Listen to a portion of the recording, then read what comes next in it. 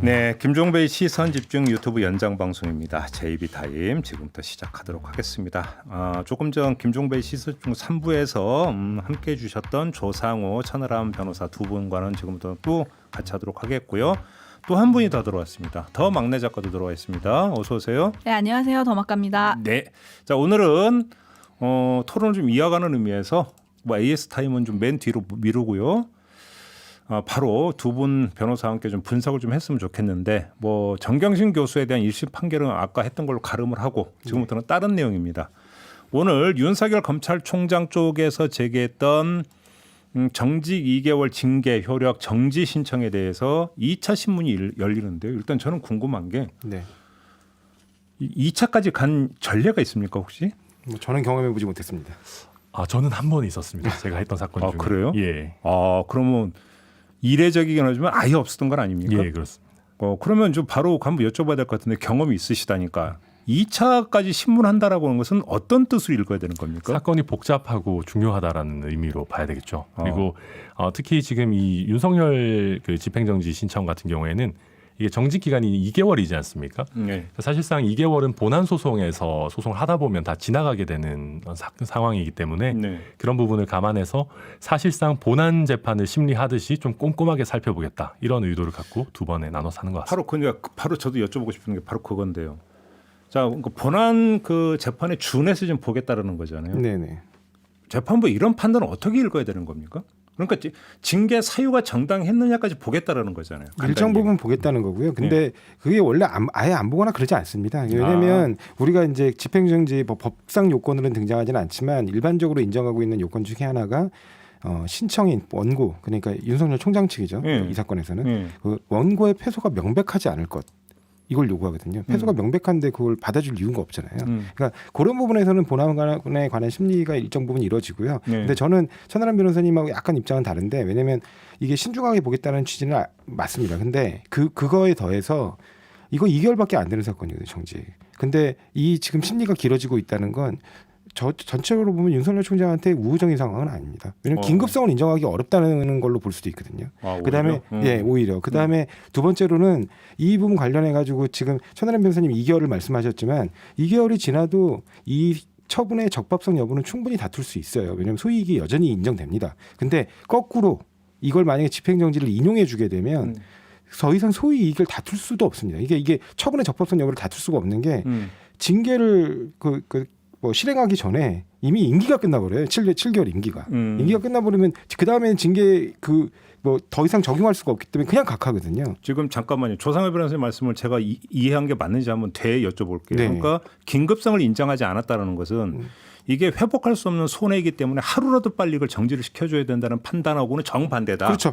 반대죠. 그러니까 이거는 기각 나올 거다 이런 논리신가요? 네, 그렇습니다. 그런 부분도 있고요. 그다음에 원래 이 집행정지 사건에서 가장 중요하게 보는 게 이른바 지금 말씀하시는 회복할 수 없는 손해 부분이거든요. 근데 제가 저번에도 한번 이 방송에 출연해가지고 회복할 수 없는 손해의 의미에 관해서 이게 공익적 손해를 포함하지 않는다라고 말씀을 드린 적이 있습니다. 그런데 이번에 재판부가 그럼에도 불구하고 조미연 부장 판사가 결정한 그 결정문은 마치 공익적 손해도 회복할 수 없는 손해의 일부인 것처럼 판시해놓은 부분이 있어요. 그래서 좀 그 부분이 아쉽다 그랬는데 이번 재판부가 명시적으로 그 부분을 성명을 구했던 것으로 보입니다. 뭐라고 했냐면 회복하기 어려운 손해의 내용에 법치주의나 사회 일반 이익이 포함되는지에 대해서 소명하고 설명해라라고 요구했거든요. 그러니까 그런 부분들이 있다면 이 회복할 수 없는 손해가 이 집행정지 사건에서 핵심적 요건에 해당하는 거기 때문에 그 부분도 지금은 이 재판부는 지금 윤석열 총장이 얘기하고 있는 월성원조사의 차질이라든가 뭐냐면 법치주의 유린이라든가 이런 부분이 회복할 수 없는 손해이냐에 대한 그러니까 근본적인 의구심을 지금 표현한 것으로 저는 보고 그럼 있습니다. 천하람 변호사께도 똑같이 여쭤볼게요. 그러니까 지금 조상호 변호사의 말씀은 그러니까 신문을 한 번 더 한다는 것은 시간적 관료도 된다라고 하는 판단이 깔려 있고 그 판단이 맞다면 이거는 회복할 수 없는 손해를 하루라도 빨리 이걸 구제해 줘야 된다는 건 아니다. 고로 기각적으로 길었다라는 지금 추정이신데. 그건 말씀 그대로 조금 추정이 아닐까 하는 생각이 들고요. 왜냐하면 법원 입장에서도 이 부분 굉장히 고민이 되는 사건일 겁니다. 말씀하신 것처럼 이게 또 굉장히 우리 사회에서 주목을 받고 있는 사건이고 네. 제가 만약에 담당한 재판부라면 이 결정문을 쓰는 것도 굉장히 고심이 되는 사건일 거예요. 그래서 한 번 정도 얘기 들어서 개괄적인 주장은 처음에 들었을 것이고 예. 거기에 대해서 또 7가지 질문을 던지지 않았습니까? 예. 그거에 대해서 질문에 대해 답변할 기회를 한 번 주고 그 답변 내용을 구체적으로 한 번 더 구술 심리를 통해서 정리한 다음에 판단을 하겠다라고 하는 것이고요. 이게 뭐 그 신문기일의 간격이 아주 크고 뭐 2주 있다가 잡거나 3주 있다가 잡거나 이런 것이 아니라 네. 뭐 1주 이내에 하는 거기 때문에 네. 그거 자체로 긴급성을 부정했다라고 보기는 좀 어려울 것 같습니다. 알겠습니다. 그럼 또 두 분이 전망이 갈리네요. 아무튼 근데 또 그 양쪽에 7개의 질문인가를 지금 던졌죠, 재판부에서. 네. 근데 그 이제 던진 질문을 분석을 해보면 어떻습니까? 근데 아까 말씀하신 것처럼 이제 본안에 관한 부분을 일정 부분 좀 더 많이 고려하겠다라는 취지로는 보입니다. 근데 네. 제가 말씀드렸던 것처럼 집행정지라는 거는 법의 요건이 딱 정해져 있습니다. 근데 그 요건에 해당하는 부분 중에 가장 핵심이 뭐 사회자께서 말씀하신 것처럼 그 회복할 수 없는 손해가 발생할 우려가 있고 그걸 방지하기 위한 긴급한 필요가 있느냐 이 두 가지거든요. 네. 근데 그 부분에 관해서 재판부가 근본적인 의구심을 지금 표현했기 때문에 그 부분을 윤석열 총장이 어떻게 설명할지. 그러니까 과연 그 지금 주장대로 뭐 법치주의 유린이라든가 네. 아니면은 뭐 그 월성원전 수사에 회복할 수 없는 이제 돌이킬 수 없는 손해가 차질이 온다. 이 부분을 계속 주장을 밀고 갈 수 있을지 일단 의구심이 들고요. 네. 그다음에 제가 저번에도 말씀드렸지만 이게 정직 2개월짜리예요. 그러면 그 논리도 좀 성립하기 어려운 게 월성원전 수사가 미흡한 부분이 있으면 그게 무슨 기판력 있고 확정력이 있어갖고 다시 되돌릴 수 없나요? 본인이 복귀해서 또 다시 수사하면 됩니다. 이미 증거는 충분히 확보됐고 감사원 감사 보고서까지 그렇게 검찰이 자랑하고 있는 수천 쪽의 페이지가 잘 정리돼 있습니다. 네. 그렇기 때문에 그런 부분 관련해 갖고 회복할 수 없는 손해를 인정하기는 어렵다고 봅니다. 저는 조금 의견이 다른데요.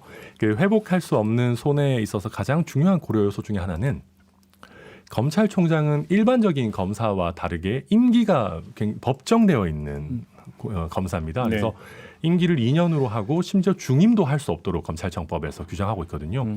그 얘기는 검찰총장이 길게 업무를 하지 못하도록 하는 것도 있고 보장된 임기 하에서는 정치권 정치의 영역에서 좀 독립돼서 수사의 독립을 이루자라는 부분이 있는 것입니다. 그렇기 때문에 이런 임기를 특히 보장하고 있는 공무원에 대한 정직이라든지 해임은 굉장히 엄격하게 보는 것이 일반적이거든요.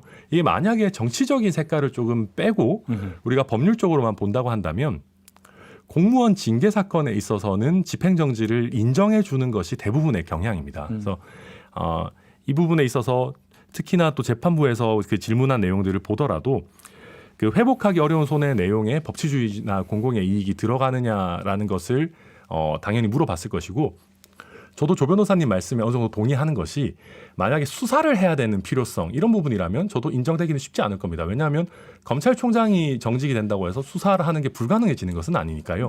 그렇지만 이 공익의 의미에 검찰총장에게 임기를 보장해주고 정말로 그 특단의 사정이 없는 한은 그 임기를 침해하지 않는 것까지 우리가 넣을 수 있다라고 하면 이 부분은 회복할 수 없는 손해로 근데 분명히 제가 고려할 수 있을 것 말씀드렸지만 같습니다.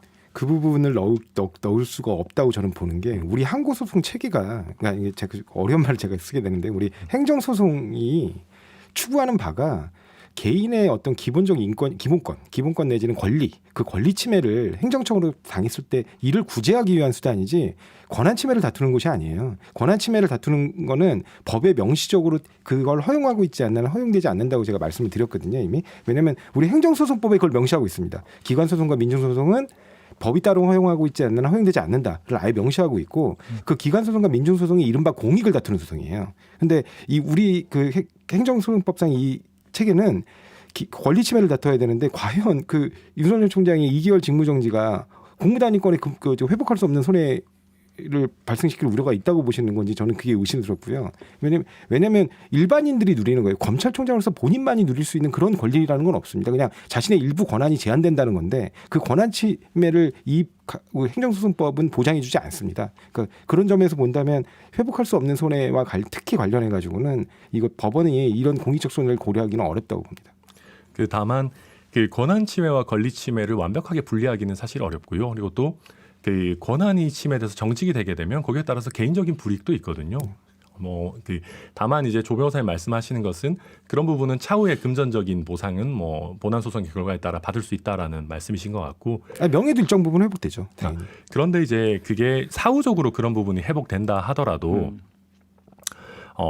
그 검찰총장으로서의 직무가 정지된다라는 것이 굉장히 어찌 보면 중요한 문제이거든요. 그리고 이게 남아있는 자녀 임기 중에 상당 부분을 또 차지하는 것이고 네. 그래서 법원에서 이 부분을 볼 때도 징계 사유가 실제 존재하지 않는 한 그 권한 침해가 됐든 권리 침해가 됐든 이 부분은 굉장히 중대한 부분이기 때문에 이게 단순히 나중에 명예회복이 본안에서 되거나 나중에 예를 들면 금전적 보상을 받는다 하더라도 개인의 지위가 됐던 개인 윤석열이 됐던 검찰총장 윤석열이 됐던 이 부분의 손해는 사실 회복하기 어려운 부분은 맞습니다. 제가 아까 이제 7개의 질문을 던졌다고 했잖아요. 네. 그러면서 이건 이제 재판부의 의중을 어떻게 읽어야 되는지를 여쭤봤던 이유 중에 하나는 그 중에 어떤 징계 절차보다는 징계 사유에 네. 대한 질문이 더 많다면서요. 네, 맞습니다. 왜냐하면 그거는 이제 기본적으로 집행정지 요건과 관련된 부분은 한정돼 있기 때문에 두 가지로. 그건 어차피 이제 그 굳이 질문 안 던져도 네네. 재판부 이미 판단이 거의 끝났을 거다 이렇게 보시는 겁니까? 네, 그런 부분 때문에 그런 부분이 있고요. 그다음에 나머지 부분은 어차피 징계 사유가 4가지이기 때문에 네. 징계 사유 하나하나를 확인한다고 하면 질문까지 7가지 중에 그게 들어갈 수밖에 없잖아요.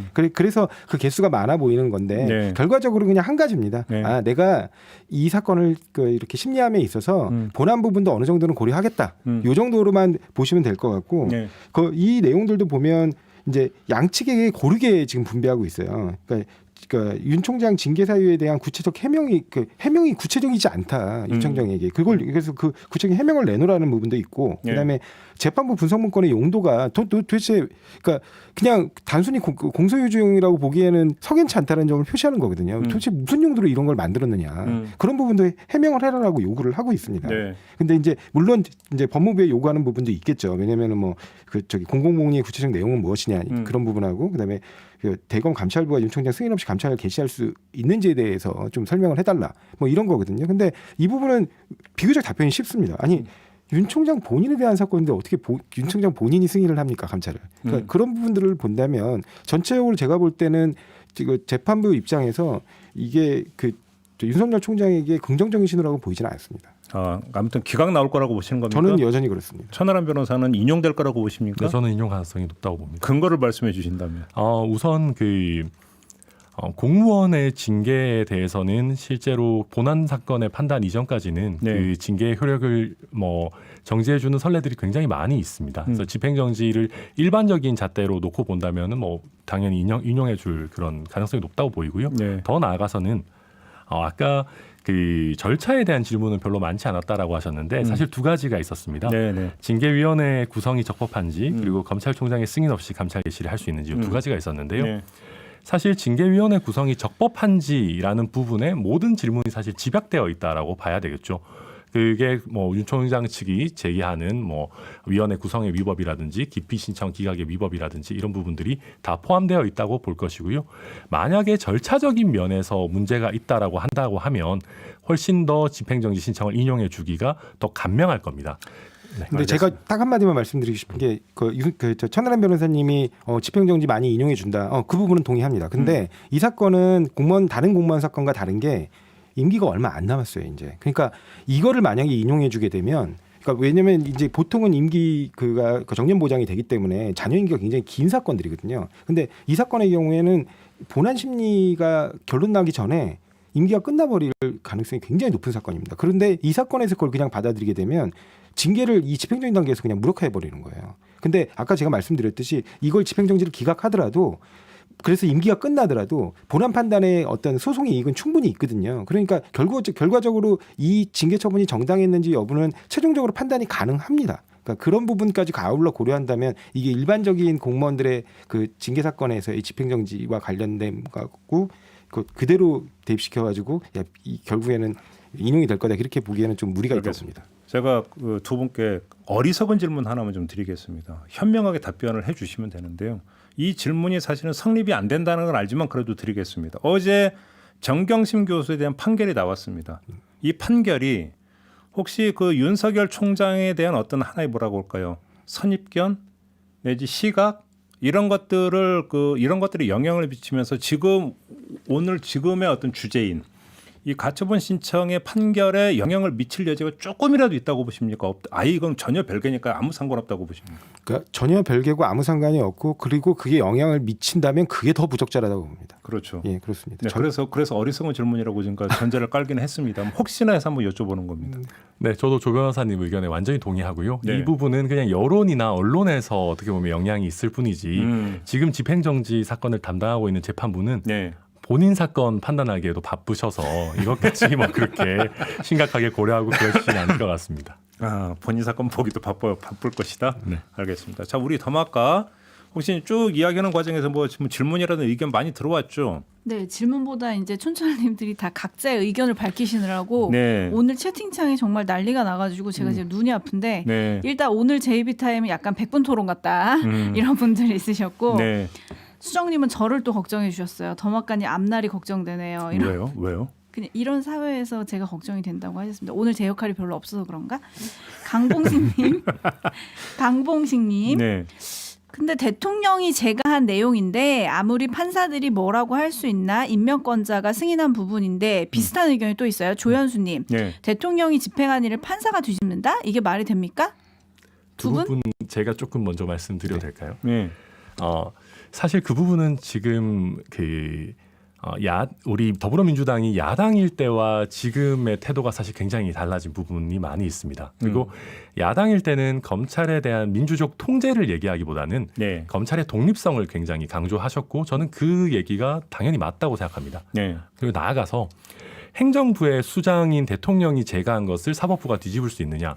당연히 할 수 있습니다. 그게 삼권 분립의 핵심입니다. 그러니까 삼권 분립이 있는 것은 행정부가 결정하는 것이 대통령이 제거했다고 하더라도 항상 옳지 않을 수 있고 예. 그러면 권리나 권한의 회복을 위해서 사법부가 그 결정도 뒤집을 수 있다는 것이거든요. 예. 물론 사법부가 그 권한을 쉽게 행사하거나 가볍게 여겨서는 안 될 것이지만 그렇게 따진다면 선출된 권력이 사법부까지 다 좌지우지할 수 있다라고 할 수 있는데 지금처럼 행정부와 입법부가 사실 한 정당에 속해 있는 상황에서 사법부까지 행정부나 입법부의 판단에 반대를 할 수 없다라고 하게 되면 그거는 사실상 상권 분립이나 민주주의 원리를 거의 부정하는 거라고 봐야 될 것 같습니다. 지금 좋은 말씀해 주셨는데요. 삼권 분립이거든요. 삼권 분립의 핵심은 각 그 기관이 상대를 존중하는 거에서부터 출발을 합니다. 근데 행정청 특히 그래서 제가 뭐 여러 차례 말씀을 드렸지만 사법심사 자제 원칙이 적용되는 분야들이 있거든요.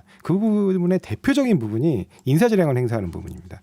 그 부분에 대해서는 사법부가 가급적 그 정도의 부분에 대해서 굉장히 탄력적으로 해석해야 되고 그 사람들의 전문성을 존중해야 된다는 거거든요. 네. 또 위원회의 결정에 대해서도 약간 그런 부분이 있습니다. 근데 이 사건은 징계위원회에서 결정을 했고 대통령이 본인이 갖고 있는 인사질량을 행사한 사건이에요. 그런 부분에서 본다면 전형적으로 사법심사를 자제해야 되는 분야입니다. 이거는 거꾸로 얘기하면 마치 그 감사원법에 아예 명시돼 있습니다. 뭐냐면 사법부 공무원들의 그 인사와 관련된 부분에 대해서는 함부로 감사하지 말라고 돼 있거든요. 그러니까 그런 부분들이 다 정신으로 녹아 있는 겁니다. 이게 거꾸로 보면 이걸 갖다 너무 쉽게 대통령이 어떤 인사질량을 행사한 부분에서 아주 디테일한 부분까지 지적해 가면서 쉽게 위법으로 판단을 해버리게 되는 거는 거꾸로 얘기하면 대통령이 판사들의 인사에 관련해 가지고 이거 잘못된 거다. 이건 내가 행정질량을 행사하고 뭐 행정명령을 발동하겠다. 이런 거하고 비슷한 상황이 초래될 수 있기 때문에 네. 사법부가 그 부분까지 아울러 신중하게 고려해서 고민하고 판단할 것으로 봅니다. 알겠습니다. 뭐 더마카 더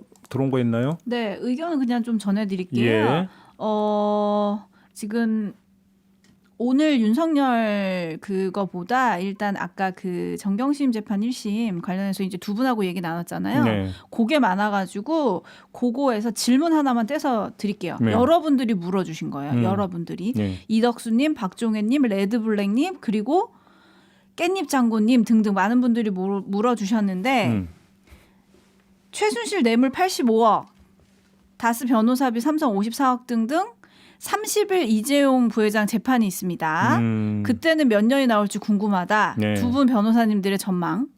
여쭙겠습니다. 이재용 그 형량의 이게 어떻게 되는 거냐면 표창장이 4년이면 최순실 뇌물 86억은 400년 4,000년이냐? 이게 어떻게 비교가 돼야 되는 거냐? 예. 또 같은 판사다 이런 얘기가 있어가지고요. 두 분의 전망이 좀 궁금하네요. 같은 재판부인가요?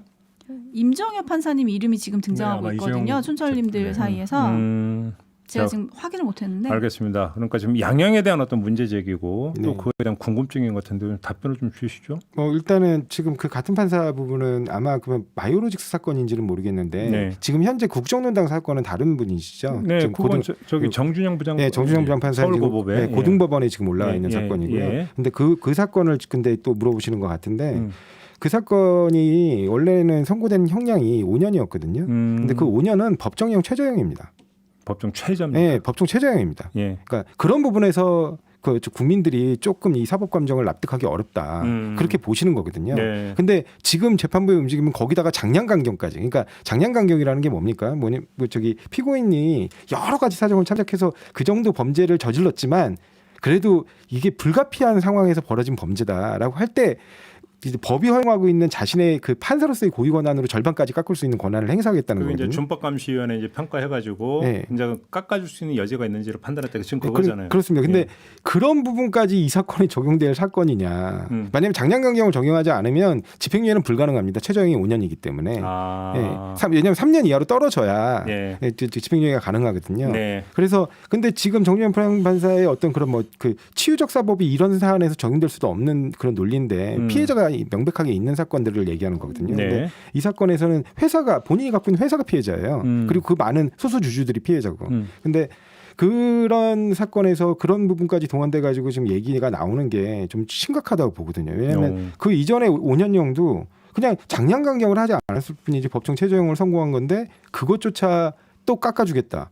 도대체 이 사람이 우리나라 사법제도에 기여한 바가 뭔데? 그러면 가정을 해서 징역 3년에 집행유예 5년. 네, 이른바 3호제라 그러죠. 저희가. 그러니까 재벌의 법칙이 다시 발동을 한다. 네. 이러면 예를 들어서 정경심 4년, 네. 법정 구속. 이거 이제 대비되면서 이게 말이 되는 거냐? 그러니까 형평성에서 명백히 반하는 거죠. 그렇게 이제 천하람 변호사 어떻게 보십니까? 네, 저도 사실은 저는 사실 우리나라가 전반적으로 형량이 너무 낮다라고 생각합니다. 그리고 그래요? 네, 그리고 특히 사람의 목숨을 침해한 범죄들에 있어서 형량이 사실 지나치게 낮은 경우들이 많이 있죠. 네. 그런 것들도 우리 국민들이 보시다 보니까 정경심 교수의 형량이 너무 높은 거 아니냐라는 불만 섞인 얘기가 나오는 것이고 네. 전체적으로 우리 양형 기준을 좀 더 확립하고 특히 중대범죄에 대한 형량을 높이는 것에 저도 당연히 찬성합니다. 네. 그 기준에서 우리가 기존의 사법부가 재벌들의 어떤 경제적 기여를 너무 많이 참작한 나머지 국민들의 감정이나 일반 양형 기준과 동떨어진 판결을 많이 해왔었거든요. 그렇죠. 그 부분 굉장히 문제가 있다고 생각하고 그렇죠. 예. 사법부가 우리 국민들의 경제나 삼성그룹의 미래까지 고려해 줄 것은 아니고 네. 정말로 법에 맞춰서 그에 따른 판단을 하는 것이 맞다고 생각하고 저도 징역 3년에 집행유예 5년 같은 그런 정말 재벌 특유의 그런 판결은 안 나오기를 바라고 있습니다. 얼마 전인가요? 어떤 그 재벌의 아들인가 네. 음주운전 3 스트라이크 삼진 아웃이 걸려야 되는데 오히려 차를 팔아서 반성토하고 있고 그래서 확 깎아줬다 해갖고 저희가 여기서도 다룬 적이 있는데 어차피 차는 다 팝니다. 면허 취소라. 어차피 팔 수밖에 없는데 이것도 참작 사유가 되냐 말이 되냐라는 얘기를 한 적이 그 기억이 좀 나네요. 알겠습니다. 또 있습니까? 네, 그리고 정경심 교수 1심 재판 관련해서 두 분 토론하실 때 왔던 촌철님들의 의견을 질문 삼아 드릴게요. 네. MBJ님, 사모펀드는 무죄가 많던데 이 부분에 대해서 윤석열은 책임져야 한다. 천 변호사님, 네. 어떻게 생각하십니까? 사모펀드에 관해서 네. 무죄 판결이 좀 나왔잖아요. 네. 이 부분에 대해서 윤석열 총장은 책임져야 한다. 이런 의견이 왔는데 어떻게 생각하시나요? 근데 우선 이거는 완전히 이 실체가 없다라고 판단을 받은 것이 아닙니다. 그 부분을 이해를 하셔야 되는 것이 특히 다만 그 판결 설명 자료를 보더라도 이 부분에 대해서 이제 정경심 교수가 공모를 해서 이제 공범으로 처벌받을 정도에 이르지 못했다라는 것이지 이러한 범죄 행위, 횡령 행위에 실체가 없었다라고 판단한 것은 아니기 때문에 여기에 대해서 검찰이 책임을 져야 된다 이런 얘기는 조금 납득하기 어려운 얘기고요. 이게 우리가 그러니까 이제 제일 첫 번째로 했던 사모펀드 관련 거기 네, 얘기 네, 연장선인 거죠. 그리고 또 한 가지 제가 우리 이게 표창장 하나에 4년이냐 이렇게 이제 많이들 말씀하시는데 표창장이 단순히 한 개가 아니고요. 실제 허위로 작성해서 행사까지 그러니까 제출까지 된 그 허위 이력서, 뭐 허위 인턴 증명서, 위조된 그런 표창장 이런 게 합쳐서 7가지나 됩니다. 네. 그리고 더 이게 사실은 형량에 있어서 굉장히 중요한 영향을 미쳤다고 생각하는 게 증거인멸 부분이거든요. 그러니까 이 정도의 입시 비리가 있고 나아가서 증거인멸까지 된 사안이라고 한다면 이게 특히나 범죄 혐의가 10가지 이상이 되는 적용된 법조가 그 정도 이상이 되는 것이기 때문에 예. 4년이 그렇게까지 중요한 것은 아니다. 알겠습니다. 보시는 게 맞을 것 같습니다. 네, 뭐 혹시 조사하면 예, 덧붙이신 말씀? 제가 처음부터 말씀드렸지만 그 윤석열 총장과 그 현재 검찰이 이 사건 수사를 대대적으로 하는데 따른 그 명분으로 내세웠던 부분은 권력을 사모펀드를 매개체로 해서 권력이 그 부분에 결합해서 엄청나게 부정한 이득을 취득하려고 했다는 부분은 다 무죄 나온 거예요. 네. 그러니까 그런 부분에 대해서는 분명히 검찰이 반성해야 될 부분입니다. 아까도 제가 말씀드렸듯이 이 사건이 지금 천하람 변호사님이 얘기한 것처럼 뭐 일정 부분 범죄가 있고 그 범죄가 우리 그 정서상 굉장히 죄질이 안 좋다라고 판단될 수 있을 수도 있죠. 있는데 뭐 이게 그 검사 뭐 한 두세 명, 한두 명 붙으면 다 해결되는 문제 아닙니까? 좀 시간은 길어지겠죠. 아무래도 수사 과정에서. 근데 그렇게 온 나라를 뒤집어 놓고 그 장관이 인사청문회 지금 진행되고 있는데 지금 말씀한 거에 7가지에 따르면 한 건 정도 그 동양대 표창장은 빠져도 결국에는 그 범죄 성립하는데 아무 문제 없었던 거잖아요. 근데 그걸 급하게 심지어 나중에는 그 애초에 기소한 부분은 다 사실관계가 틀려가지고 그 부분에 대해서는 결과적으로는 그 무죄로 이제 인정받지 못했거든요. 그렇게 급하게 인사청문회 전날 그렇게 기소를 하고 그다음에 그 수십 군데를 압수수색을 들어가고 그래가지고 100여 명이 넘는 인력들을 동원하고 그럴 사건이었는지 참 의심스럽다. 저는 반대로 그래서 여쭙고 싶은 것이 그러면 이런 범죄가 드러나지 않는 결과가 정의로운 것인가? 과연 그렇게 말씀하실 수 그렇지 있는데 않습니다. 드러날 수도 있고 근데 그 부분이 우리가 통상적으로 이런 입시 비리에 검사 몇 명 투입하세요? 아니 그런데 한두 명이 합니다. 한두 명이. 아니, 근데 이게 검사 몇 왠지 명을 끝내야 투입하는 되는데 것이 뜨거워지네. 예. 근데 저는 여기서 잠깐만요. 요 하나만 이제 끝내야 되는 타이밍이기 때문에 요거 하나만 좀 환기시켜 드리면서 좀 이제 마무리 국면으로 가야 될 것 같은데 우리가 좀 냉정하게 이제 과거를 돌아봐야 되는 거지. 검찰이 8월 27일에 전격적으로 압수수색을 하기 전에 거의 한 달에 걸쳐서 조국 그때는 후보자였죠. 장관 후보자를 둘러싼 어마어마한 논란이 빚어졌고 그때 언론 보도가 진짜로 어마어마하게 쏟아졌고 그것의 거의 대부분이 입시 비리 쪽이었었습니다. 그다음에 무슨 어떤 뭐 그러니까 가족 관련 문제 네. 그런 것이었죠. 그러니까 검찰이 수사를 해서 그 부분들을 좀 더 확실하게 밝혔다라고 한다면 할 말이 없겠으나 숨어 있는 것을 밝혀낸 것이냐.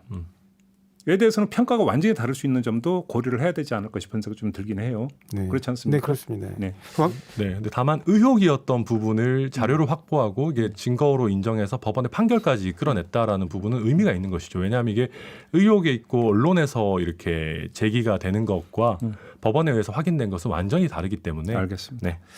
아무튼 지금 이야기가 되다 보니까 자연스럽게 법원의 판결보다는 검찰의 수사에 오히려 또 이제 초점이 맞춰지는 이게 참 오래가는 논란거리인 게 다시 한번 좀 확인이 되는 것 같습니다. 이제 네. 좀 마무리를 해야 될 것 같은데. 좀 왔다 갔다 해서 죄송한데 네. 그래서 이재용 부회장은 몇 년이냐고요. 두 분 변호사님 왜 연수를 말씀 안 하십니까? 라고 촌철님들이 왜 짓궂게 이렇게 두 분 변호사에게 시험에 들게 하냐고. 짓궂게 그러니까 물어보시네요. 너무 낮다 해서 이미 답이 나와 있는 거죠. 올려야 된다 이 네. 얘기잖아요. 네. 엄하게 그러니까 처벌해야 된다. 그죠? 그 해외 같은 외국 같은 뭐 미국 같은 나라였으면 몇십 년, 뭐 100년도 나왔을 사건입니다. 그러니까 옛날에 엔론 뭐 이야기 많이 네, 엔론 하더라고. 사건들도 그랬고요. 네, 지금도 맞습니다. 지금도 교도소에 있죠 그 양반은. 그 100 몇십 년 받았던 걸로 제가 네, 기억나는데. 그리고 저도 사실은 우리가 일부 중요한 범죄에 대해서는 미국형의 그런 합산 형제 도입하는 것도 충분히 고려해 봐야 된다. 그게 오히려 또 형평에 그렇죠. 더 부합할 수 그 있다. 합산형이라고 하는 게 뭐 예를 들어서 이 혐의 저 혐의 있으면 다 합쳐갖고 형을 때리는데 우리나라는 그중 가장 중한 것만 맞습니다. 한다면서요. 네, 가장 거기에 중요한 대해서 거에 일부에 가장 가중하는. 약간만 가중하는 형태, 이걸 가중형 제도라 그러는데. 그렇죠. 근데 미국 같은 경우는 그냥 형 전체를 하나하나 다 더합니다. 그러니까요.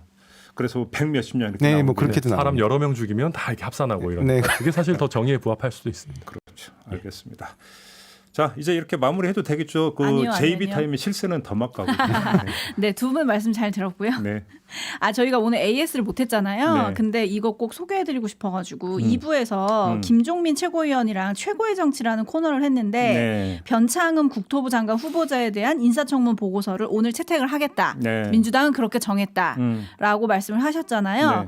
촌철님들 반응이 엄청 부정적이었다는 걸 전해드리면서 아침이라 좀 이 댓글을 소개해야 되나 말아야 되나 주저했지만 네. 새벽 이슬님의 촌철로 마무리를 하겠습니다. 네. 닉네임도 딱 맞네. 새벽 20일. 네. 네. 방구가 잦으면 똥 싸는 법인데. 점점점. 뭐 우리 속담인데 뭐 그 정도야. 아, 이거 속담이에요? 그럼요. 아, 몰랐어요. 역시 연식 있는 JB. 여기까지 하고 연식이 왜 나와요? 여기서 지금 연식이. 내일은 얼스무당 박지훈 변호사와 함께하는 천기누설이 돌아옵니다. 네, 저도 하고 싶은 말이 많은데 그거는 내일 천기누설을 좀 그 기약을 하면서 오늘 JB 타임은 이렇게 좀 마무리를 하도록 하겠습니다. 오늘 두 분 뭐 긴 시간 함께해 주셔서 고맙습니다. 네, 감사합니다. 천하람 변호사, 조상아 변호사와 함께했고요. 더마카도 수고하셨고요. 감사합니다. 네, 물러가겠습니다. 고맙습니다. 감사합니다. 수고하셨습니다.